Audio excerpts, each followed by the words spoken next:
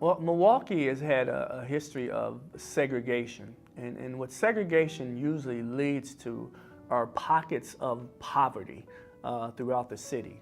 When you look at the history of residential segregation in Milwaukee, for instance, when you look at the Black or Latino communities where they live now, these are the places where they've traditionally lived.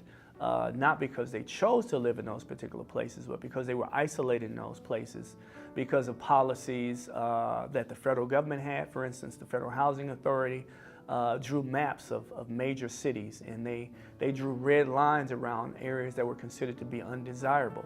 And these were the areas where poor people primarily lived. Poor blacks, poor whites lived in these communities, poor Latinos, poor Asians eventually would move into these communities. And so those restrictions on where you could live that were based on things that the real estate industry did, pushing people to certain areas, the Federal Housing Authority drawing these red lines, preventing people from buying property in certain areas, have led to pockets of poverty where people have been living in generational poverty and where that's all they've seen their entire lives. They've seen people that are just like themselves, who are very poor, who are working hard but still can't get out of this sense of poverty.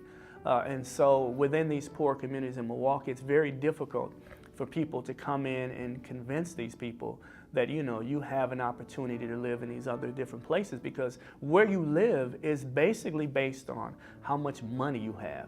And so poor people are forced to live in communities where they can afford to live. They want to live other places, obviously, but because of the economic condition that they're living under, they're forced to live in certain communities. And these communities have this generational poverty, so it's passed down to the children and grandchildren. And those neighborhoods maintain that status of being poor for decade after decade here in Milwaukee.